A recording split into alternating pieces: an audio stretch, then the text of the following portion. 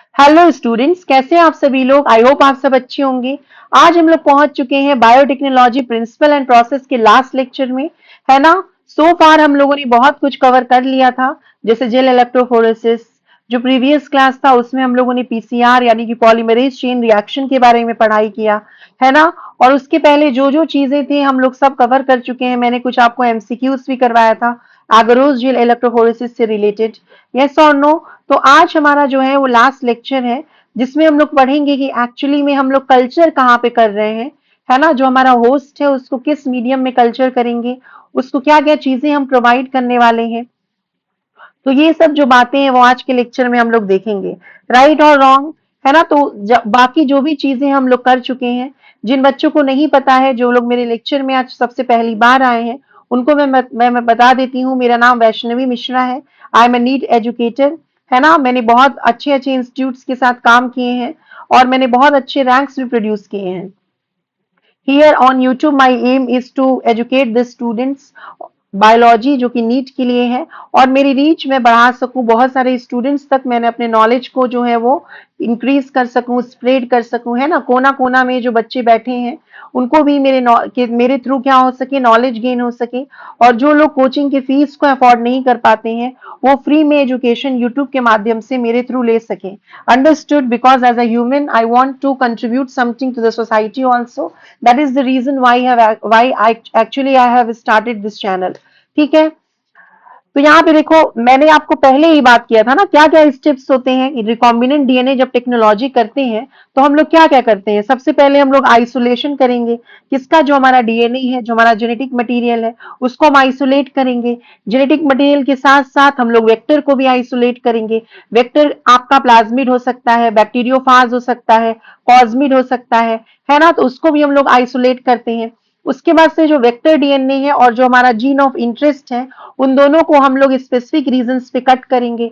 Cut करने के लिए मैंने आपको बताया था we will use restriction enzymes, जिसको हम क्या बोल रहे हैं बच्चों, मॉलिक्यूलर सीजर बोलते हैं, है ना। या इसको आप मॉलिक्यूलर स्कैल्पेल बोल सकते हो, या इसको आप मॉलिक्यूलर नाइफ भी बोल सकते हो। तो रिस्ट्रिक्शन एंजाइम्स का इस्तेमाल हम लोग करेंगे कट करने के लिए। After the DNA strands are cut या the vector DNA is cut, उसके बाद से हम लोग सेपरेशन करेंगे डीएनए फ्रैगमेंट्स का। कौन से प्रोसेस के माध्यम से बच्चों, एगरोस जेल इलेक्ट्रोफोरेसिस के माध्यम से, एज के माध्यम से, जिसके बारे में मैंने आपको डिटेल में लेक्चर अपलोड किया था। अब आपका जो जीन ऑफ इंटरेस्ट है वो आपको मिल गया।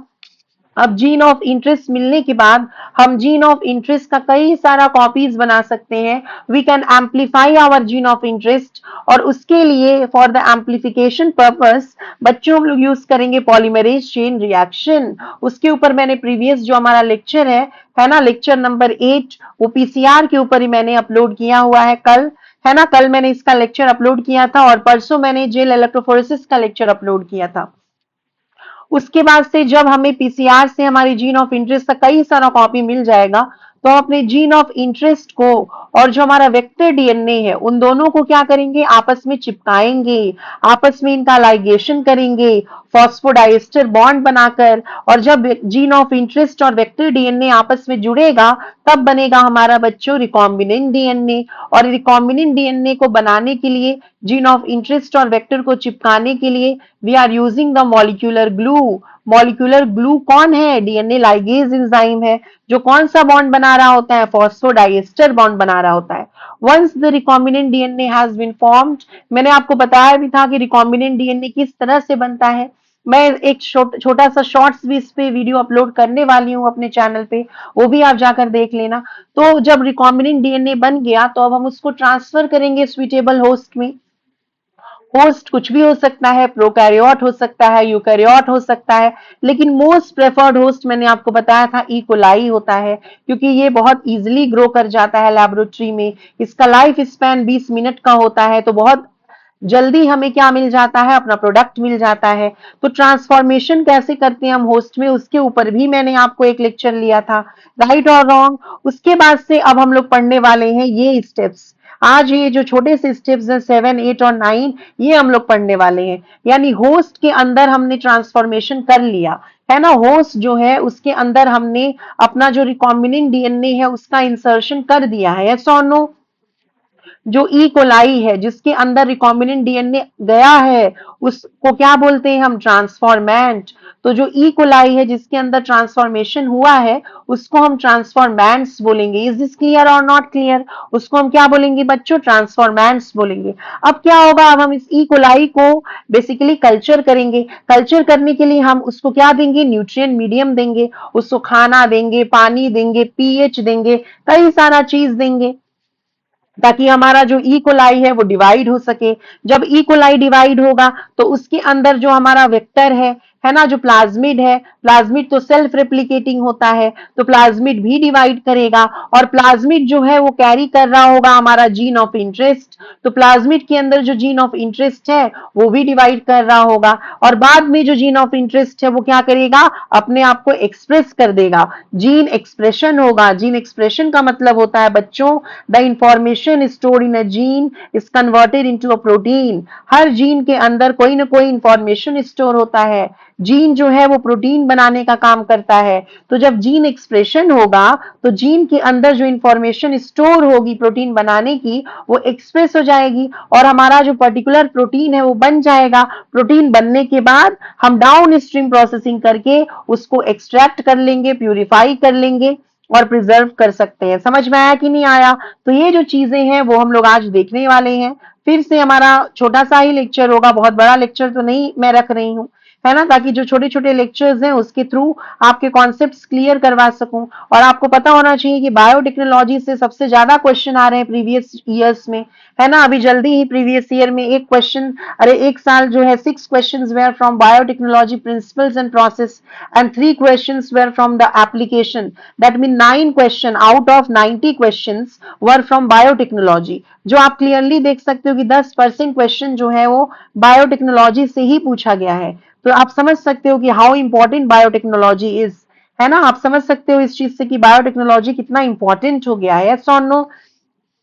तो अब हम लोग चलिए पढ़ते हैं, स्टार्ट करते हैं लेक्चर को। किससे? Culture the host in large amount. How will be culture the host? Culture कैसे करेंगे? अब हमें होस्ट को कल्चर करने के लिए कल्चर द होस्ट, ठीक है, इन लार्ज अमाउंट या इन लार्ज क्वांटिटी। अब कल्चर करने के लिए क्या होता है ना, लेबोरेटरी में, है ना, कमर्शियल पर्पस के लिए हम लोग कल्चर कर रहे हैं होस्ट को, क्योंकि जो भी बायोटेक्नोलॉजिकल प्रोडक्ट है उसको बना के हम लोग बाद में उसको बेच के पैसा कमाने वाले होते हैं, यस और नो। इसके लिए हमें लार्ज वेसल्स की जरूरत पड़ती है, ठीक है। होस्ट को कल्चर करने के लिए हमें लार्ज वेसल्स की जरूरत पड़ती है या यू कैन से बिग टैंक्स की जरूरत पड़ती है। और ये जो लार्ज वेसल्स या बिग टैंक्स होते हैं जिसके अंदर हम लोग अपने होस्ट को कल्चर करेंगे बायोटेक्नोलॉजिकल प्रोडक्ट्स बनाने के लिए, उसको बोलते हैं बायोरिएक्टर्स। क्या बोलते हैं बच्चों? बायोरिएक्टर्स, ठीक है। Bioreactors they are the large vessel understood which can be utilize for the cultures. और इसका जो यू कैन से कितना यू कैन से वॉल्यूम हो सकता है 100 लीटर्स टू 1000 लीटर्स तक इसका हो सकता है volume. So its volume can range from 100 liters to 1000 liters. Understood? तो bioreactors जो होते हैं they are the large vessels, they are the tanks in which we are going to culture the host in large quantities in order to yield the product. Is this clear or not clear? ये बातें समझ में आई? अब ये जो bioreactor है उसमें culture करने से पहले हम लोग क्या करते हैं ना, पहले थोड़े से फ्लास्क में, है ना, यू कैन से, है ना, बिफोर दिस प्रोसेस, बायोरिएक्टर में कल्चर करने से पहले, बिफोर दिस, है ना, हम लोग क्या कर रहे होते हैं, एक्चुअली में एक पायलट प्लांट बना रहे होते हैं। पायलट प्लांट मतलब क्या होता है कि देखो भाई बायोरिएक्टर में हम लोग यू कैन से लार्ज स्केल पे करने वाले हैं काम, है ना, बड़े अमाउंट में हम लोग काम करने वाले हैं, बड़ा काम करने वाले हैं। तो क्यों ना, अगर बायोरिएक्टर में कोई प्रॉब्लम हो गई, कहीं वो फेल हो गया तो क्या हो जाएगा फिर। तो इसीलिए पहले हम लोग पायलट प्लांट बनाते हैं। पायलट प्लांट मतलब हो जाएगा आपका small culture flask. Small culture flask क्यों हम लोग कर रहे हैं? ताकि हम लोग चेक कर सकें कि जो हमारा होस्ट है उसको किस प्रकार के इन्वायरमेंटल कंडीशंस की जरूरत है। समझ में आया? यानी क्या मैं बोलना चाह रही हूँ कि बायोरिएक्टर करने से पहले, बिफोर यू कैन से बायोरिएक्टर, हम लोग क्या कर रहे होते हैं, एक हमारा पायलट प्लांट बना रहे होते हैं। पायलट प्लांट या स्मॉल कल्चर फ्लास्क जो होता है, it is done before the actual bioreactor. Why? In order to understand कि what are the optimum conditions, है ना, which is required for the culture. उसको क्या एंजाइम्स चाहिए, क्या पीएच चाहिए, क्या टेम्परेचर चाहिए। yes or no? Why we are doing the pilot plant या small culture flask before the actual bioreactor, है ना, to get knowledge, knowledge लेने के लिए। किस चीज के बारे में नॉलेज लेने के लिए? To get knowledge about optimum conditions. Optimum conditions मतलब सुइटेबल कंडीशंस, ठीक है। किसके ग्रोथ के लिए? होस्ट के ग्रोथ के लिए क्या सुइटेबल कंडीशंस चाहिए? ऑप्टिमम कंडीशंस, है ना, required for the host to grow. Yes or no? For the host to grow, या you can say to divide.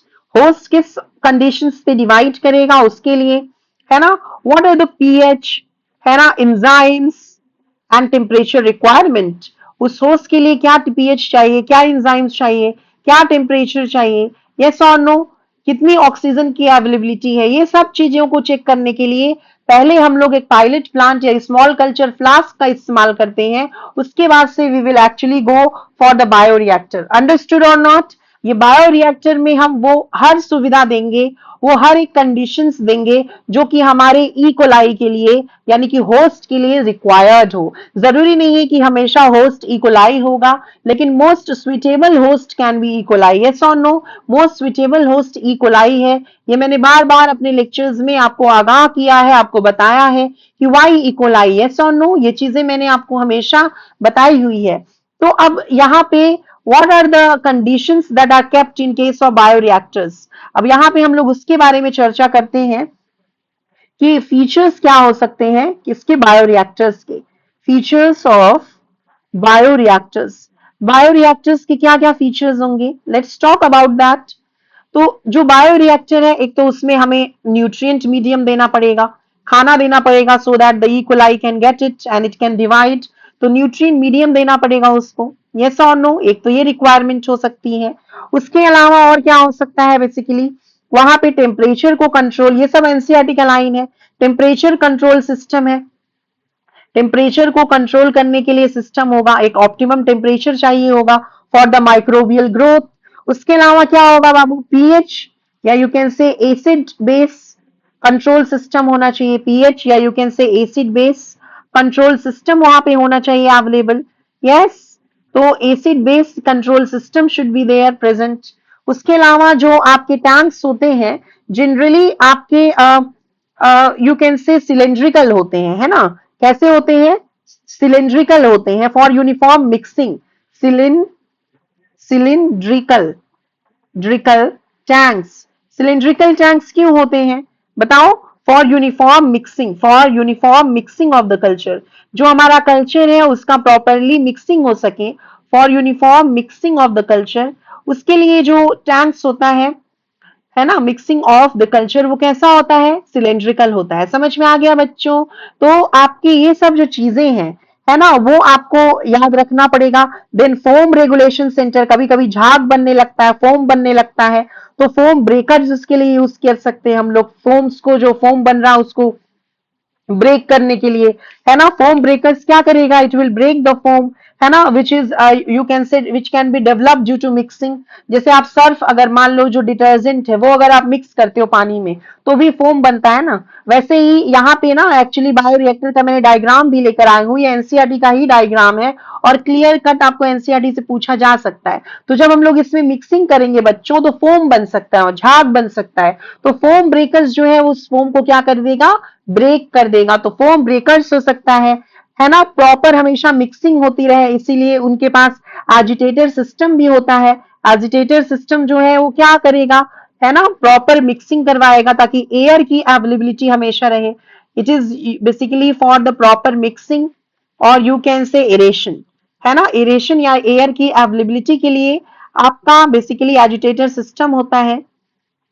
यहीं पे आपके इम्पेलर होते हैं जो कि एजिटेट करने में हेल्प करेंगे। They have impellers for you can से एजिटेशन फॉर मिक्सिंग। यस। तो जो आपका बायोरिएक्टर है उसमें ये फीचर्स होने चाहिए, न्यूट्रिएंट मीडियम होना चाहिए, टेम्परेचर कंट्रोल के लिए सिस्टम होना चाहिए, एसिड बेस कंट्रोल के लिए होना चाहिए, टैंक शुड बी सिलिंड्रिकल, ताकि जो हमारा कल्चर है उसकी यूनिफॉर्म मिक्सिंग हो सके। समझ में आ गया कि नहीं? फोम ब्रेकर्स होना चाहिए ताकि अगर फोम बने तो ब्रेक हो सके। एजिटेटर सिस्टम वहां पे होना चाहिए ताकि प्रॉपर जो है वो मिक्सिंग हो सके। Is this clear? अब यहाँ पे अब एक क्वेश्चन आपसे पूछा जा सकता है, ठीक है? वो क्वेश्चन क्या हो सकता है? ये बहुत इंपॉर्टेंट चीज है जो मैं यहाँ पे आपको लिख रही हूँ, ये आपका एनसीईआरटी लिख रहा है, ठीक है? तो आपको याद रखना है मोस्ट कॉमनली यूज्ड बायोरिएक्टर। देखिए ये सबसे इंपॉर्टेंट चैप्टर है, ठीक है? मोस्ट कॉमनली यूज्ड बायोरिएक्टर, जो सबसे ज्यादा कॉमनली यूज्ड बायोरिएक्टर है वो कौन है बच्चों? वो है आपका स्टायरिंग टाइप या स्टायर्ड बायोरिएक्टर। समझ में आया कि नहीं? स्टायर्ड मतलब जहां पे मिक्सिंग होती रही, जहां पे हमेशा घूमते रहे, जो हमेशा स्टायर मतलब क्या होता है? स्टीयरिंग मतलब क्या होता है? घूमना, है ना? ताकि वहां पे एक प्रॉपर मिक्सिंग होती रहे, वहां पे यू कैन से एक प्रॉपर ऑक्सीजन की अवेलेबिलिटी जो है वो मेंटेन रह सके। तो जो सबसे कॉमनली यूज बायोरिएक्टर है, ये एक इंपॉर्टेंट क्वेश्चन बन सकता है नीट का, इसीलिए मैंने वेरी वेरी इंपॉर्टेंट लिखा है, वो है स्टायर्ड बायोरिएक्टर, जो दो प्रकार का हो सकता है। अब ये जो मैंने आपको पहला डायग्राम बनाया है, 1 सेकेंड, जस्ट गिव मी अ सेक। अब ये जो पहला डायग्राम मैंने बनाया है वो है simple star tank bioreactor, this one, yes और नो। और ये जो दूसरा वाला डायग्राम है ये है आपका स्पार्ज स्टार टैंक बायोरिएक्टर। दोनों के दोनों स्टार टैंक के ही बायोरिएक्टर हैं। अंडरस्टूड? दोनों में कोई खास डिफरेंस भी नहीं है, बस एक यहाँ पे डिफरेंस आप लोग को नजर आ सकता है कि जो सिंपल स्टार टैंक बायोरिएक्टर है उसका जो बेस है ना, उसका जो लास्ट वाला पोर्शन ये क्या है आपका, थोड़ा सा घुमा हुआ है, कर्व्ड है। Can you see? ये जो है आपका ये कर्व्ड है, यस। लेकिन ये जो आपका स्पायर्स स्टार टैंक बायोरिएक्टर है यहाँ पे फ्लैट है। एक तो ये आपको डिफरेंस नजर आ सकता है। उसके अलावा जो स्पार्स्ड स्टार टैंक बायोरिएक्टर है उसमें यहाँ पे एक्चुअली में क्या होता है, there is a sparger tube, यहाँ पे पोर्स होते हैं, यहाँ पे स्पार्जर ट्यूब्स होता है। क्या होता है यहाँ पे? स्पार्स्ड ट्यूब्स प्रेजेंट होते हैं। समझ में आया कि नहीं? और स्पार्स ट्यूब से क्या होता है, बेसिकली जो एयर है ना, एयर जो है वो आपका इसके थ्रू अंदर चला आ सकता है। Understood or not?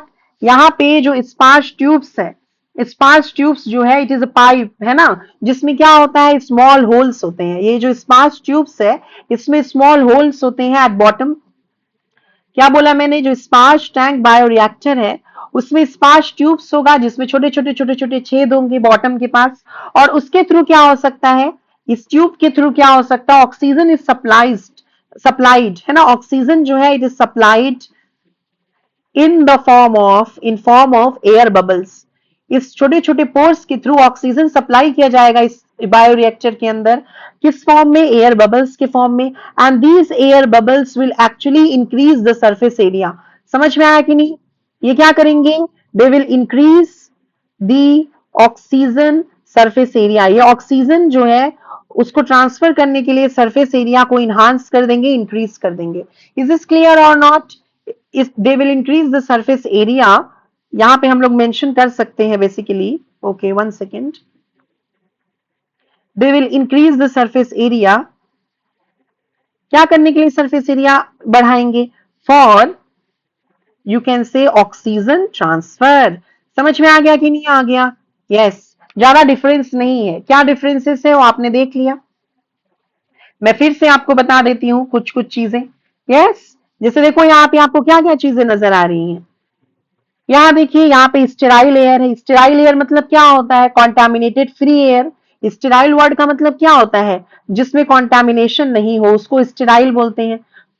तो कॉन्टामिनेटेड फ्री एयर है ताकि किसी भी प्रकार का माइक्रोबियल ग्रोथ नहीं हो, जो डिजायर माइक्रोब्स हम उसी को ग्रो करें। उसके अलावा यहाँ पे फ्लैट बेडेड इंपेलर होगा। इंपेलर का क्या काम होगा? मिक्सिंग, है ना। इंपेलर क्या करेगा? फॉर प्रॉपर यू कैन से मिक्सिंग। ये घूमता रहेगा, रोटेट करेगा ताकि जो है वो प्रॉपर मिक्सिंग हो सके कल्चर का, प्रॉपर मिक्सिंग हो सके किसका? कल्चर का। उसके बाद से यहाँ पे देखिए ये कल्चर ब्रॉथ है ना, जिसकी मिक्सिंग हो रही है, ये कल्चर ब्रॉथ हो गया। ये फोम ब्रेकर है और ऊपर की तरफ ये मोटर के पास जो है ये फोम ब्रेकर है। फोम ब्रेकर क्या करेगा, अगर झाग बनेगा, फोम बनेगा तो उसको यू कैन से ब्रेक कर देगा। ये पीएच कंट्रोल है, यानी एसिड बेस को कंट्रोल करने वाला सिस्टम है। और ये स्टीम है, स्टीम क्या करेगा, स्टेरिलाइजेशन। स्टेरिलाइजेशन मतलब अगेन क्या हो गया, कॉन्टेमिनेशन फ्री इन्वायरमेंट प्रोवाइड करने के लिए, है ना, ताकि जो आपके अनडिजायरेबल माइक्रो ऑर्गेनिजम्स हैं वो इसके अंदर ग्रो ना कर सके, इसीलिए हम लोग स्टीम दे रहे हैं for sterilisation. Is this clear? Sparge stirred tank bioreactor भी कुछ उसी प्रकार का है, बस इसका जो यू कैन से बेस है वो फ्लैट है, लेकिन जो आपका सिंपल स्टार टैंक बायोरिएक्टर उसका बेस जो है वो कर्व है। कर्व होने से और अच्छी मिक्सिंग होती है, समझ में आया कि नहीं? अब स्पार्ज जो आपका यू कैन से स्टार्ड बायोरिएक्टर है उसमें आपका स्पार्ज ट्यूब्स है जिसमें छेद है। अब उस छेद के थ्रू क्या हो रहा है, ऑक्सीजन जो है वो ऊपर की तरफ जा रहा है, किसके फॉर्म में, बबल्स के फॉर्म में। देखिए यहाँ पे oxygen is available in the form of bubble and they will increase the surface area for oxygen transfer. Yes और no, tell me, is this clear और नॉट? तो ये आपको चीजें समझ में आ गई होंगी। इज दिस क्लियर और not clear, tell me. I hope I am very clear. ये चीजें जो है आपको समझ में यहां तक आ गई कि नहीं आई? मुझे कमेंट में आप लोग प्लीज थोड़ा बताया करो, अदरवाइज मुझे कैसे समझ में आएगा whether the students are actually understanding और नॉट, बिकॉज कमेंट्स के थ्रू ही आपकी मैं ये समझ सकती हूँ कि whether you are actually understanding और नॉट। अब देखिए यहाँ पे अब हम लोग एक और चीज पढ़ते हैं, जो कल्चर है वो दो प्रकार का होता है, ठीक है, समझिएगा इस चीज को। There are two types of culture, ठीक है। कल्चर जो है दो प्रकार का होगा, दो प्रकार का कल्चर होगा, टू टाइप्स ऑफ कल्चर, ठीक है। दो प्रकार का कल्चर क्या है, एक है आपका बैच कल्चर और दूसरा, या फिर इसको फेड बैच कल्चर भी बोलते हैं, या दूसरा हो सकता है कॉन्टिन्यूअस कल्चर। नाम से ही आपको बहुत सारी चीजें समझ में आ जा रही हैं। देखिए अब यहाँ पे जो आपका बैच कल्चर है इसमें हम क्या कर रहे हैं, इसमें हम क्या कर रहे हैं, जैसे मान लो ये आपका अगर suppose this is the you can से वेसल, सपोज ये क्या है, एक वेसल है, ठीक है। तो अब इस वेसल में जो भी चीजें हैं, जो भी रिक्वायरमेंट्स हैं, वो हम लोग क्या कर रहे हैं ना, इस वेसल में जो भी रिक्वायरमेंट्स है, इस वेसल के अंदर क्या होगा, हमारा होस्ट होगा। देखिए समझिएगा, इस वेसल के अंदर हमारा होस्ट होगा, और होस्ट के लिए जो भी रिक्वायरमेंट्स है, जैसे रिक्वायरमेंट्स क्या हो सकता है, न्यूट्रिएंट्स हो सकता है ना, उसके बाद से एक प्रॉपर पीएच रेगुलेशन हो सकता है, वाइटामिन्स हो सकता है, यस और नो, कुछ इंजाइम्स हो सकते हैं, मान लीजिए अगर जरूरत पड़ी तो जो भी रिक्वायरमेंट्स है वो हम लोग एक ही बार डाल देंगे। समझ में आ रहा? बैच कल्चर का मतलब कि जो वेसल है उसमें एक ही बार में जो जो रिक्वायरमेंट्स है, किसको, होस्ट को, जैसे कि न्यूट्रिएंट्स की रिक्वायरमेंट हो सकती है, पीएच की, विटामिन की, एंजाइम्स की, वो हम लोग एक ही बार डाल दे रहे हैं। समझ में आया कि नहीं? और एक बार हम लोग डाल देंगे और उसके बाद से जो भी आपका प्रोडक्ट होगा वो हम लोग बाद में ऑब्टेन कर लेंगे। तो इसमें क्या हो रहा है ना, वंस द कल्चर, है ना, जो कि होस्ट में है, जो कि हम लोग आपका ऐड किए, once the culture is added, समझ में आया, इसको हम क्लोज कर देंगे, इसको बंद कर देंगे, और फिर कोई भी नया कल्चर का या कोई भी नए यू कैन से न्यूट्रिएंट्स का एडिशन हम लोग बीच में नहीं कर सकते। आर यू अंडरस्टैंडिंग और not what I am saying, कि once the required ingredients, required ingredients क्या हो सकते हैं, आपके विटामिन हो सकते हैं, मिनरल्स हो सकते हैं, एंजाइम्स हो सकते हैं, न्यूट्रिएंट्स हो सकते हैं। रिक्वायर्ड इंग्रेडिएंट्स आपके क्या हो सकते हैं, न्यूट्रिएंट्स हो सकते हैं, वाइटामिन्स हो सकता है ना, एक्सेट्रा, एंजाइम्स हो सकता है, इज एडेड टू कल्चर। एक बार अगर हम लोग जो भी रिक्वायर्ड इंग्रेडिएंट्स उसको ऐड करेंगे कल्चर में, उसके बाद से no further addition, no further addition, कोई फर्दर अब हम एडिशन नहीं करेंगे, at no further addition is done in between, ठीक है। तो इसीलिए इसको हम लोग क्लोज्ड कल्चर भी बोलते हैं। उसके बाद से हम लोगों ने एक बार सब चीज डालने के बाद, जो भी रिक्वायरमेंट्स है उसको डालने के बाद, जो कल्चर है उसको क्लोज कर दिया, उसमें हम अब और कुछ नहीं डाल रहे हैं। समझ में आया कि नहीं? एक ही बार हम लोग जो भी चीजें चाहिए थी ना उसको डाल दिए, अब उसको हम क्या बोल रहे हैं, क्लोज्ड कल्चर बोल रहे हैं। क्लोज्ड कल्चर मतलब कि एक बार जो जो रिक्वायरमेंट्स थी उसका एडिशन हुआ और जो हमारा यू कैन से कल्चर है उसको हम लोगों ने बंद कर दिया। यहाँ पे हम लोगों ने ताला लगा दिया, बंद कर दिया। ताला लगाना बस ट्रिक है याद रखने के लिए। तो इसको हम क्लोज्ड कल्चर बोल रहे हैं। अब क्या होगा, जो माइक्रो ऑर्गेनिज्म है, जो होस्ट है, वो न्यूट्रिएंट्स को, विटामिन को, एंजाइम्स को यूज करेगा, अपने साइज को बढ़ाते जाएगा। तो पहले लैग फेज आएगा, फिर क्या होगा, जब अपने आप को वो एक्सपोनेंशियली ग्रो करने लगेगा तो फिर लॉग फेज आएगा। लेकिन फिर धीरे धीरे ऐसा भी होगा कि न्यूट्रिएंट्स डिप्लीट होते जाएंगे। अब हम लोगों ने सारा न्यूट्रिएंट्स एक ही साथ डाल दिया है ना, नया एडिशन तो कर नहीं रहे हम लोग न्यूट्रिएंट्स का। तो जब न्यूट्रिएंट्स डिप्लीट होते जाएंगी तो क्या होगा कि जो होस्ट ऑर्गेनिज्म है वो आपका स्टेशनरी फेज में आ जाएगा, फर्दर और एक्सपोनेंशियल फेज नहीं आएगा। और स्टेशनरी फेज आने के बाद जब न्यूट्रिएंट्स बहुत ज्यादा डिप्लीट हो जाएंगी तो आपका डेथ फेज आ जाएगा, जो कि आप नॉर्मल यू कैन से फेजेस आप पढ़ते हो ना, वैसे ही हो जाएगा। जैसे देखो यहाँ पे, देखो किस तरह का यू कैन से फेज आ रहा है। तो सबसे पहले यहाँ पे एक लैग फेज आएगा, फिर लॉग फेज आएगा, फिर स्टेशनरी फेज आएगा और लास्ट में डेथ फेज आ जाएगा। इज दिस क्लियर और नॉट क्लियर? समझ में आ रहा है कि नहीं? क्योंकि देखिए भाई, एक ही बार आपने सारा कल्चर में जो चीजें हैं, जो रिक्वायरमेंट्स हैं, वो ऐड कर दी। बार बार आप बीच बीच में तो कर नहीं रहे हो। तो अगर बीच बीच में और आप एक्स्ट्रा ऐड करते जाते तो लॉग फेज मेंटेन रह जाता। लेकिन आप अगर कुछ बीच में नहीं दे रहे हो तो लॉग फेज, या जो इस जिसको हम एक्सपोनेंशियल फेज बोलते हैं, एक्सपोनेंशियल है ना फेज बोलते हैं, वो मेंटेन नहीं हो पाएगा। अब उस कंडीशन में फिर स्टेशनरी फेज आ जाएगा, है ना। स्टेशनरी फेज आने के बाद फाइनली क्या हो जाएगा, डेथ फेज आ जाएगा। इज दिस क्लियर और नॉट? तो स्मॉलर बायोमास के लिए अगर आपको थोड़ा मोड़ा चीज ऑप्टेन करना है, ज्यादा आपको चीजें ऑप्टेन नहीं करनी है, प्रोडक्ट का बायोमास कम है अगर, तो उसके लिए हम लोग कौन सा कल्चर यूज कर सकते हैं? We can use the batch culture. Batch culture is basically done for the smaller biomass. समझ में आ गया कि नहीं? इज दिस क्लियर और नॉट? अब दूसरे तरफ हम लोग लेते हैं कॉन्टिन्यूअस कल्चर। कंटिन्यूअस कल्चर में क्या है बच्चों, जैसे मान लो ये आपका एक वेसल है, इसमें आपका ये होस्ट हो गया, है ना। इसमें आपका क्या है, दिस इज द होस्ट जो कि ग्रो कर रहा है, इसमें ये होस्ट हो गया, ठीक है, ये होस्ट है, ठीक, ये होस्ट है आपका। अब इसमें हम लोग क्या कर रहे हैं, कंटिन्यूअसली, है ना, लार्ज स्केल में अगर हम लोगों को प्रोडक्शन करना है तो हम लोग कंटिन्यूअस कल्चर का इस्तेमाल करते हैं, जिसमें एक साइड से हम क्या करते रहेंगे, हम लोग जो है एडिशन करते रहेंगे। किस चीज का एडिशन करते रहेंगे बताओ? रिक्वायरमेंट्स का। जैसे कौन कौन से रिक्वायरमेंट्स हो सकते हैं, न्यूट्रिएंट्स, वाइटमिन्स, मिनरल्स, उसका एडिशन करते रहेंगे। और दूसरे तरफ क्या है कि जो आपका मेटाबॉलिक वेस्ट है ना, मेटाबॉलिक वेस्ट जो भी बना, मेटाबॉलिज्म जब होस्ट किया तो उससे जो वेस्ट निकला उसका हम लोग रिमूवल भी कर रहे हैं। समझ में आया कि नहीं? मेटाबॉलिक वेस्ट का रिमूवल भी कर रहे हैं। देखिए फिर से मैं समझा रही हूँ, पहला वाला जो कल्चर था बैच कल्चर, उसमें जो भी रिक्वायरमेंट्स थी हम लोगों ने एक ही बार डाल दिया। अब वो खाएगा पिएगा, पहले लैग फेज आएगा, फिर लॉग फेज आएगा, फिर जब न्यूट्रिएंट्स खत्म होने लगेगा तो स्टेशनरी फेज आएगा, फर्दर जब बिल्कुल डिक्लाइन हो जाएगा तो डेथ फेज आ जाएगा। लेकिन ऐसा इसमें नहीं हो रहा है कंटिन्यूअस कल्चर में।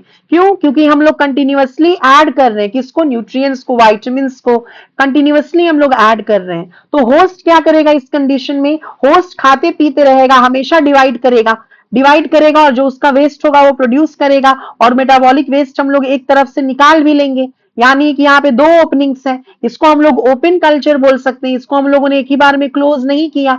यस और नो? समझ में आ रहा है कि नहीं? जो हमारा बैच कल्चर था उसमें जो भी रिक्वायरमेंट्स थी वो दे के हम लोगों ने इसको क्लोज कर दिया था, इसीलिए इसको क्लोज कल्चर बोल रहे थे। लेकिन कंटिन्यूअस कल्चर में एक तरफ से हम लोग रिक्वायर्ड चीजें दे रहे हैं, एक तरफ से इसको खाना पानी दे रहे हैं और दूसरी तरफ से मेटाबॉलिक वेस्ट रिमूव कर रहे हैं, इसीलिए इसको हम ओपन कल्चर के नाम से बोलेंगे, जानेंगे। समझ में आ रहा है कि नहीं बच्चों? यानी कि यहाँ पे हम लोग क्या कर रहे हैं बेसिकली, पहले हम लोग लिख सकते हैं कि जो हमारा न्यूट्रिएंट्स हैं, जो भी रिक्वायरमेंट्स हैं, that can be nutrients, vitamins, enzymes, salts, whatever is the requirement, okay, vitamins, salts, etc. are continuously supplied. इसका सप्लाई हम क्या कर रहे हैं, कंटिन्यूअस कर रहे हैं। are continuously supplied from one side, एक साइड से, from one side, and metabolic wastes, and metabolic जो वेस्ट बन रहा है, ठीक है, एंड मेटाबॉलिक वेस्ट, ठीक है, आर रिमूव्ड, जो मेटाबॉलिक वेस्ट बन रहा है उसको हम रिमूव कर रहे हैं, कहां से, फ्रॉम द अदर साइड। समझ में आ रहा है कि नहीं, फ्रॉम अदर साइड। तो इसमें क्या होता है, क्या इसमें आपका स्टेशनरी और डेथ फेज आएगा, नहीं आएगा ना भाई, क्यों नहीं आएगा, हमेशा लॉग फेज में basically culture will be maintained. क्यों, क्यों लॉग फेज में मेंटेन होगा, क्योंकि हम लोग कंटिन्यूअसली न्यूट्रिएंट्स का, विटामिन्स का, सॉल्ट्स का सप्लाई कर रहे हैं। समझ में आ रहा है कि नहीं। तो अगर इसका ग्राफ हम लोग बनाएंगे तो ग्राफ कुछ इस प्रकार से बनेगा, लाइक दिस। देखिए यहाँ पे क्या होगा, यहाँ पे इस तरह का फेज आएगा। ये मान लो if this is the lag phase, तो यहाँ पे 1 सेकेंड, ये कैसा फेज हो गया, ये देखो, ये लॉग फेज हो गया। लॉग फेज को क्या बोल रहे हैं हम, एक्सपोनेंशियल फेज। और किस तरह के कल्चर के लिए हम ये प्रयोग कर सकते हैं, जब हम लोगों को लार्ज अमाउंट में कोई लार्ज बायोमास में अगर प्रोडक्शन करना है तो हम लोग इसका इस्तेमाल कर सकते हैं। तो हम यहां लिख सकते हैं कि we can maintain the host in exponential, exponential phase का दूसरा नाम क्या है, लॉग फेज। एक्सपोनेंशियल और you can say log phase. Is this clear. तो इसका बायोमास कैसा होगा, large biomass. What will be the biomass, कितने अमाउंट में प्रोडक्शन होगा, there will be large biomass. Is this clear और not, there will be large biomass. ये बातें आपको समझ में आ गई होंगी। Is this clear. तो ये चीजें आपको समझ में आई, देखो, यस आपको समझ में आई कि नहीं आई, बताओ मुझे। तो लार्ज बायोमास के लिए कौन सा कल्चर का हम लोग इस्तेमाल करेंगे बेसिकली, टेल मी। तो लार्ज बायोमास के लिए हम लोग कंटिन्यूअस कल्चर बोलेंगे। अगर आपसे क्वेश्चन पूछा जाएगा कि एक्सपोनेंशियल फेज में कौन सा कल्चर मेंटेन रहता है, आप बोलोगे कंटिन्यूअस। अगर क्वेश्चन आएगा कि डेथ फेज, स्टेशनरी फेज कौन से यू कैन से कल्चर में आता है, आप बोलोगे बैच कल्चर। अगर आपसे आता है कि लॉग फेज किसमें मेंटेन रहेगा, आप बोलोगे कंटिन्यूअस कल्चर। ओपन कल्चर किसको बोलते हैं, आप बोलोगे कंटिन्यूअस कल्चर को। क्लोज कल्चर किसको बोलेंगे, आप बोलोगे बैच कल्चर को। तो इस तरह के अगर क्वेश्चंस आते हैं तो you can do it, yes और नो। आप इसको कर सकते हो कि नहीं कर सकते हो, बताओ। आई होप आप इस चीज को कर सकते हो, है ना। अब एक और चीज देखते हैं, ठीक है, एक और चीज देखते हैं। एनसीईआरटी में एक लाइन लिखा हुआ है जिसपे क्वेश्चन पूछा जा सकता है, हेटेरोलोगस होस्ट। हेटेरोलोगस होस्ट क्या है भाई, हेटेरोलोगस होस्ट। हेटेरोलोगस होस्ट क्या होता है, हेटेरोलोगस होस्ट क्या होता है, कोई बताएगा, बताओ, कोई बता सकता है। Anyone is there in the comment section who can actually help, या बता सके जो कि हेट्रोलोगस होस्ट क्या है। हेट्रोलोगस होस्ट मतलब क्या है, देखो, नॉर्मली अगर हम लोग जो होस्ट है, होस्ट क्या हो सकता है, कुछ भी हो सकता है, लेकिन मान लो यहाँ पे होस्ट है अगर बैक्टीरिया, तो बैक्टीरिया क्या इंसुलिन प्रोड्यूस करता है। मान लीजिए ये बैक्टीरिया है जिसका नाम है ई कोलाई, ठीक है। क्या नेचुरली ये ई कोलाई जो है वो इंसुलिन का प्रोडक्शन करता है, नहीं करता है ना। इंसुलिन का प्रोडक्शन थोड़ी ना करेगा बैक्टीरिया, उसको क्या पड़ा है भाई आपके लिए इंसुलिन क्यों बनाएगा, वो नहीं बनाएगा। लेकिन मान लीजिए आपने अगर उस बैक्टीरिया को, उस होस्ट को मजबूर कर दिया, उसका जीना हराम कर दिया, क्या करने के लिए, इंसुलिन बनाने के लिए। आपने उसको विवश कर दिया कि भाई तुमको इंसुलिन बनाना ही है, तो ऐसे कंडीशन में क्या होगा, वो होस्ट विवश हो जाएगा इंसुलिन बनाने के लिए। तो वैसा होस्ट जो नेचुरली कोई काम नहीं करता था, लेकिन अब आपने उसको मजबूर कर दिया क्या करने के लिए, वो काम करने के लिए। कैसे आपने मजबूर किया, उसके अंदर कोई फॉरेन डीएनए डाल के।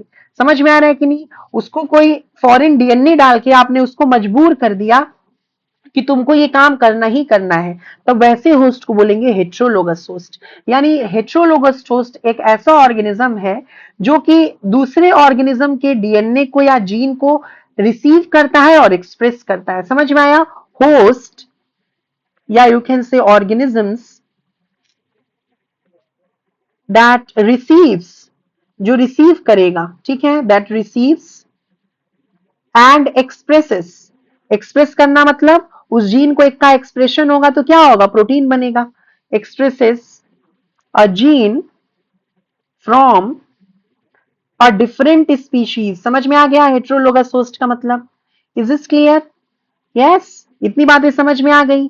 अब देखो अब क्या होगा कि मान लो हम लोगों ने कल्चर कर दिया, है ना, आपने बैक्टीरिया का कल्चर कर दिया। अब बैक्टीरिया अपने आप को डिवाइड करते जाएगा, है ना, जैसे समझो ये आपका था, ये आपका बैक्टीरिया है ना, कौन सा बैक्टीरिया भाई, इकोलाई। अब इकोलाई जो है इसके अंदर हमारा था क्या चीज, ये हमारा था मान लीजिए वेक्टर प्लाज्मिड, और प्लाज्मिड के अंदर हमारा इंसर्टेड था क्या, हमारा जो जीन ऑफ इंटरेस्ट है, जैसे मान लो यहाँ पे हम लोग अपना जीन ऑफ इंटरेस्ट चिपका देते हैं, ये देखो ये पोर्शन में हमारा जीन ऑफ इंटरेस्ट है प्लाज्मिड का। तो जब ई कोलाई अपने आप को डिवाइड करेगा, है ना, कल्चर में जब ग्रो करेगा, खाना पीना मिलेगा उसको, तो वो क्या करते जाएगा, डिवाइड करते जाएगा। बहुत सिंपल सी बात है।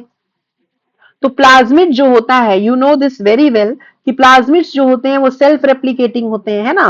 प्लाज्मिड्स खुद इसके अंदर होस्ट के अंदर पहले अपना डिवाइड करके कई सारी कॉपीज बनाने लगेंगे, है ना। प्लाज्मिड खुद इसके अंदर होस्ट के अंदर डिवाइड कर करके अपना कई सारा कॉपी बनाने लगेगा, है ना। प्लाज्मिड देखो इस तरह से डिवाइड करने लगे, हर में कई सारा कॉपी बन जाएगा प्लाज्मिड का, उसको कॉपी नंबर बोलते हैं। Is this clear. और उसके साथ जब प्लाज्मिड डिवाइड करेगा तो उसके साथ जो हमारा जीन ऑफ इंटरेस्ट था, इस जगह पे मान लो जीन ऑफ इंटरेस्ट था, वो जीन ऑफ इंटरेस्ट भी तो हर एक इकोलाई में चला गया, और उसका भी तो कई सारा कॉपी बन रहा है। आप समझ पा रहे हो कि नहीं समझ पा रहे हो, जो बच्चे नहीं समझ पा रहे हो फिर से समझिए।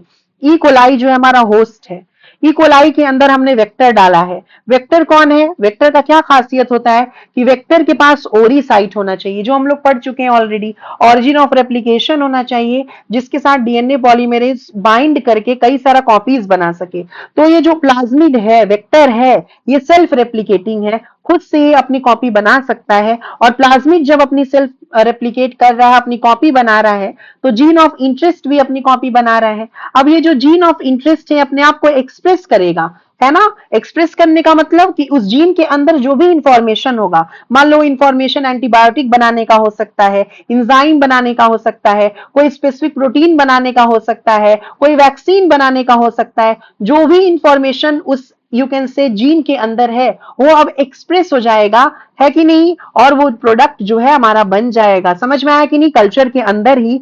और इसी को हम बोलेंगे जीन एक्सप्रेशन। जीन एक्सप्रेशन का मतलब होता है बच्चों, the information which is stored in a gene gets converted into a protein. Gene expression को ही हम लोग बोलते हैं बायोसिंथेटिक स्टेज। इसमें सिंथेसिस हो रही है, किसकी सिंथेसिस हो रही है बच्चों, बताओ। बायोसिंथेटिक स्टेज किसकी सिंथेसिस हो रही है, हमारे प्रोडक्ट की, या इसी को हम लोग बोल सकते हैं अप स्ट्रीम प्रोसेसिंग। तो कल्चर करने के बाद अब हमारा जो प्रोडक्ट है वो हमारा बन जाएगा, उसी को हम बोलते हैं अप स्ट्रीम प्रोसेसिंग या जीन एक्सप्रेशन या बायोसिंथेटिक स्टेज। इसका क्या मतलब हुआ कि the information which is stored in a gene, the information which is the information stored in a gene gets converted, वो कन्वर्ट हो जाएगा, किसमें कन्वर्ट हो जाएगा बच्चों, इनटू प्रोटीन। ये प्रोटीन क्या हो सकता है आपका, ये प्रोटीन क्या हो सकता है बताइए। ये कोई वैक्सीन हो सकता है, ये कोई एंटीबायोटिक हो सकता है, ये कोई इंजाइम हो सकता है, यस और नो, ये कोई हार्मोन हो सकता है, ये कोई मेडिसिन हो सकता है कि नहीं। तो ये प्रोटीन आपका कोई भी हो सकता है, etcetera.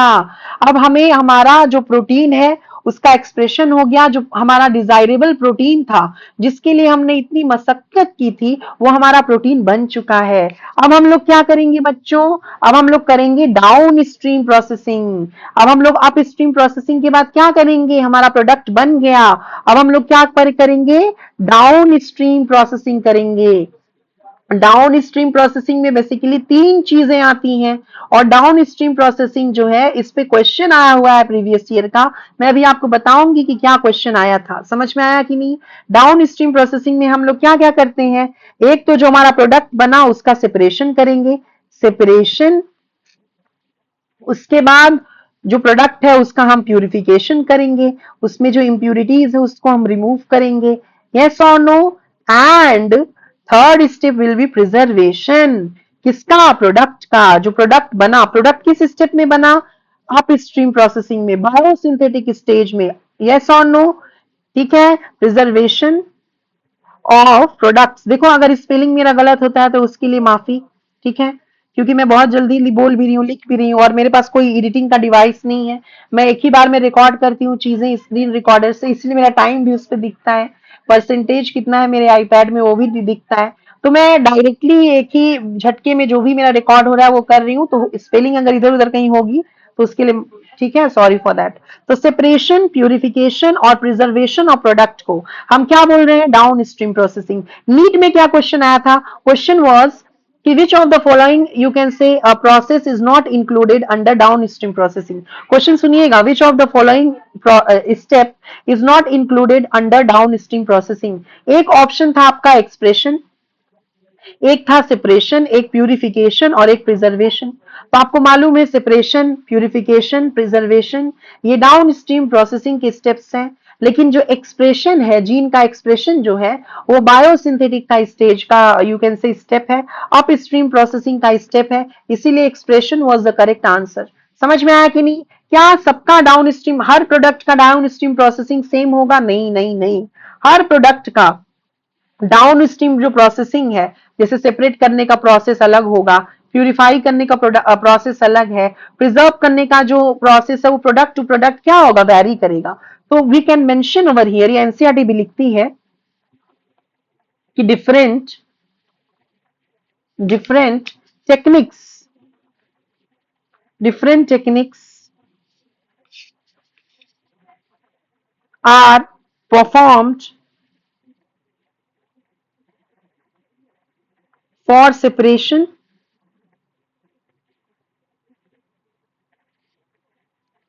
for different biotechnological product या for different products। Her product के लिए डाउन स्ट्रीम की प्रोसेसिंग जो है वो अलग अलग है। डाउन स्ट्रीम प्रोसेसिंग में हम लोगों ने सेपरेट कर लिया अपने प्रोडक्ट को, उसको प्यूरिफाई कर लिया, उसको प्रिजर्व कर लिया कोई यू कैन से इंपॉर्टेंट प्रिजर्वेटिव्स डाल के, और उसके बाद से क्या करेंगे, हम उसको मार्केट में कमर्शियलाइज कर देंगे, उसको बेच देंगे। तो बायोटेक्नोलॉजी हम लोगों ने सक्सेसफुली कंप्लीट कर लिया। आई होप आप सबको समझ में आया होगा। एक बार जैसा कि हम लोग हर लेक्चर में करते हैं, इसकी एनसीईआरटी रीडिंग करना बहुत जरूरी है ना। ये दोनों डायग्राम मैंने ऑलरेडी आपको बता दिया है। देखिए यहां तक एनसीईआरटी रीडिंग ऑलरेडी हो गई थी। यस, पिछले जो क्लास है उसमें मैंने पीसीआर ही पढ़ाया था। जो बच्चों को नहीं पता है जाकर मेरा लेक्चर देख लीजिएगा। अब आज हम लोग क्या पढ़ने वाले हैं, insertion of recombinant DNA into the host cells। There are several methods of introducing the ligated DNA, जिसको हम recombinant DNA बोल रहे हैं, into the recipient cells। recipient cells हमारा host cell है।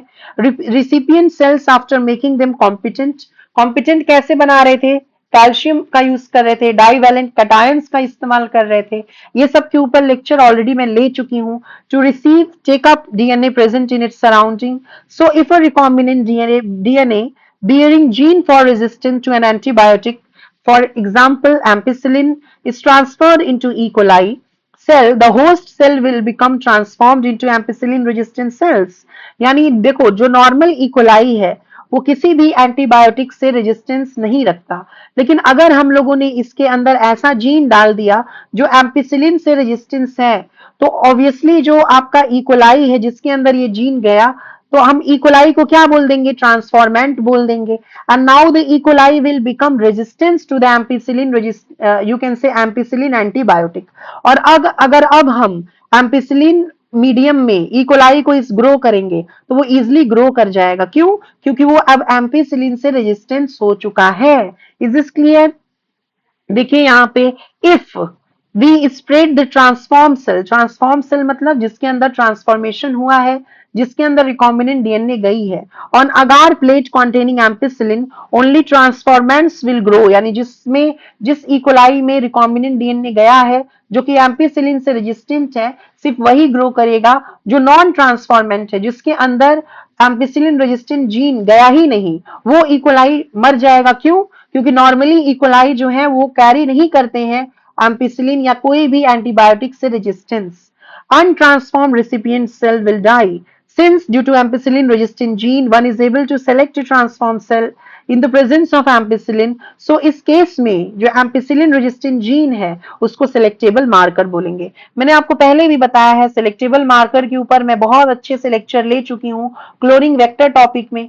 है कि नहीं? उसमें मैंने बताया था कि selectable markers are basically the antibiotic resistant genes which actually helps us to select the transformant and to eliminate the non-transformant. Obtaining the foreign gene product. When you insert a piece of alien DNA into a cloning vector and transfer into a bacterial, plant or animal cell, the alien DNA यानी जो gene of interest है, it gets multiplied. In almost all recombinant technologies, the ultimate aim is to produce a desirable protein.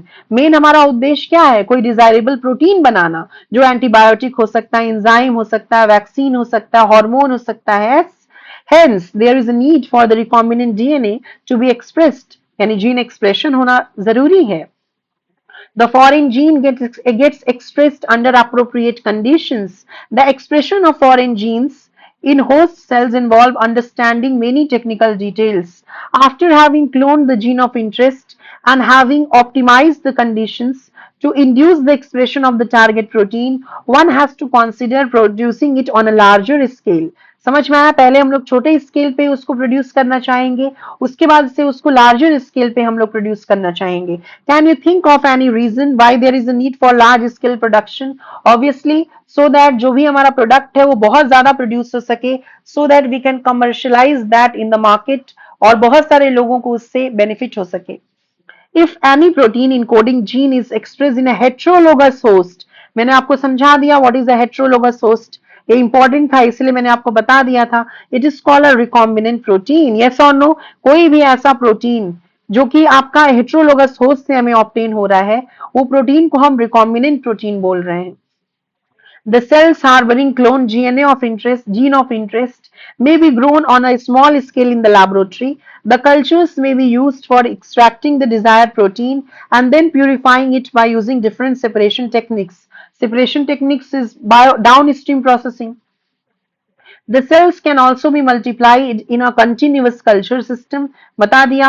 Wherein the used medium is drained out, जो metabolic waste है उसको बाहर निकालेंगे from one side, while the fresh medium यानी ये जो nutrients है, vitamins है, salts है, enzymes है, it is added from the other to maintain the cells in their physiologically most active stage, या जिसको हम log phase या exponential phase बोलते हैं. तो जो सबसे फिजियोलॉजिकली मोस्ट एक्टिव फेज है वो कौन सा फेज है? लॉग फेज है या फिर जो एक्सपोनेंशियल फेज है उसी को बोल रहे हैं. This type of culturing method produces a larger biomass leading to higher yields of desired protein. Small volume cultures cannot yield appreciable quantity of product obviously. To produce in large quantities क्या use करेंगे? Bioreactors, जहां volume कितना होगा? 100 से 1000 liters of culture can be processed was required. Thus bioreactors can be thought of as vessels, yeah, you can say tanks, in which raw materials are biologically converted into specific products. उस raw materials को कौन consume करेगा? Host. जैसे example E coli, और किस में convert कर देगा? प्रोटीन में, प्रोडक्ट में, क्योंकि उसके अंदर जो जीन है वो अपने आप को एक्सप्रेस करेगा. Individual enzymes etcetera using microbial, plant, animal और human cell. A bioreactor provides the optimal conditions for achieving the desired product by providing optimum growth conditions like temperature, pH, substrate, salts, vitamins, oxygen, etc. ये सब आपको बता दिया मैंने. The most commonly use bioreactor और of stirring type, and this is very important question which can be asked in the NEET examination. और मैंने आपको बता दिया कि दो प्रकार के कौन से स्टायरिंग टाइप बायोरिएक्टर है. ये जो ए वाला है ये सिंपल स्टायर टैंक है, और ये जो बी वाला है ये आपका स्पार्ज स्टायर टैंक बायोरिएक्टर है. A stirred tank reactor is usually cylindrical or with a curved base, मैंने बताया. To facilitate the mixing of the reactor contents, obviously अगर कोई चीज फ्लैट होगा तब उसमें मिक्सिंग नहीं प्रॉपर होगी, लेकिन वहीं अगर थोड़ा सा कर्व होगा तो इजिली मिक्सिंग हो जाएगी ना. Yes, the stirrer facilitates even mixing and oxygen availability throughout the bioreactor. Alternatively, air can be bubbled through the reactor. If you look at the figure closely, you will see that the bioreactor has an agitator system, है ना. Agitate करने के लिए system है. जैसे देखो वहां पे इम्पेलर है. इम्पेलर क्या करेगा? उसको बार बार घुमाएगा घुमाएगा ताकि कल्चर हमारा बार बार मिक्स होते रहे. An oxygen delivery system, an a foam control system, temperature control system, pH control system, sampling ports यानी कि जिससे हम लोग सैंपल को लोड करेंगे, अनलोड करेंगे, है ना, so that small volume of cultures can be withdrawn periodically, ताकि जो हमारा स्मॉल अमाउंट ऑफ कल्चर है उसको हम बार बार बाहर निकाल सकें। यस और नो? तो ये सब जो चीजें हैं वो हमारा बेसिकली बायोरिएक्टर में प्रेजेंट होना चाहिए। Next is downstream processing. After completion of the biosynthetic stage. What is biosynthetic stage? इसमें जीन एक्सप्रेशन हो जाएगा, जीन जो है वो प्रोडक्ट बना चुका है, जो हमारा डिजायरेबल प्रोडक्ट है वो बन चुका है। कौन से प्रोसेस में? बायोसिंथेटिक स्टेज में। उसी को और क्या बोलते हैं? Upstream processing. The product have to be subjected through a series of processes before it is ready for marketing as a finished product. The processes include separation and purification, जिसमें preservation भी आएगा, सुटेबल प्रिजर्वेटिव्स। ये तीनों process किस में आएंगे? Down stream processing में। यानी कि जो बायोसिंथेटिक स्टेज है जिसमें जीन एक्सप्रेशन हुआ, जीन से प्रोटीन बना, वो अप स्ट्रीम प्रोसेसिंग में आएगा। उसके अलावा जो सेपरेशन, प्यूरिफिकेशन एंड प्रिजर्वेटिव का एडिशन है वो डाउन स्ट्रीम प्रोसेसिंग में आएगा। समझ में आया कि नहीं? देखिए यहाँ पे लिखा है downstream processing. Such formulation has to undergo through clinical trials as in case of drugs, या वैक्सीन के केस में भी, ड्रग्स के केस में भी। क्या वैक्सीन तुरंत मार्केट में आ जाती है? क्या वैक्सीन तुरंत बन जाती है, मार्केट में आ जाती है? बताओ नहीं। जैसे कोविड-19 का जो कोरोना वायरस का वैक्सीन था, क्या वो तुरंत बन के मार्केट में आ गया जैसे ये वायरस आया? नहीं आया ना। क्यों नहीं आया? क्योंकि उस वैक्सीन की कई सारी टेस्टिंग की जाती है, कई सारे ट्रायल्स किए जाते हैं, है ना। ट्रांसजेनिक एनिमल्स के ऊपर उसको हम लोग चेक करते हैं, उसके बाद ही हम लोग ह्यूमंस के ऊपर उसको इस्तेमाल कर सकते हैं। Is this clear? तो यहाँ पे आपको याद रखना होगा, ये सब चीजें पता होनी चाहिए। ये सब चीजें strict quality control testing for each product is also required. The downstream processing and quality control testing vary from product to product. तो क्या ये हर प्रोडक्ट के लिए डाउनस्ट्रीम प्रोसेसिंग सेम होगा? क्या सेम ही तरीका होगा सेपरेशन का, या प्यूरिफिकेशन का, या प्रिजर्वेशन का? आप बोलोगे नहीं। हर प्रोडक्ट टू प्रोडक्ट जो सेपरेशन है, प्यूरिफिकेशन है, प्रिजर्वेशन है, उनके जो तरीके हैं वो वैरी करेंगे। आप देखिए मैंने एक एक लाइन एनसीईआरटी का सब कुछ पढ़ा दिया है आपको। जो बच्चे मेरी क्लास में नए हैं वो लोग देख लो, मैंने एक भी लाइन, एक भी वर्ड एनसीईआरटी का मिस नहीं किया है। From the beginning till the end मैंने सब चीज पढ़ा दिया है आप लोगों को।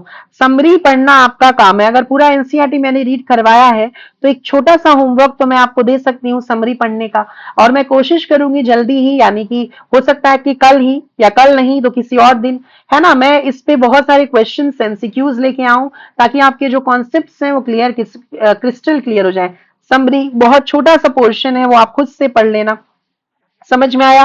ये आपको मैं एज अ होमवर्क दे रही हूँ। और अगर आपको मेरी वीडियो अच्छी लगी है तो कमेंट सेक्शन में मुझे लिखकर जरूर बताइए। अपने फ्रेंड्स के साथ, अपने जो यू कैन से स्कूल मेट्स हैं या फिर जो भी आप कोचिंग में पढ़ रहे हो उनके साथ शेयर करिए, सो दैट मेरा नॉलेज जो है वो बच्चे बच्चे तक फैल सके, है ना। Thank you so much students for watching. Please like, share and do subscribe. Bye, take care and we will meet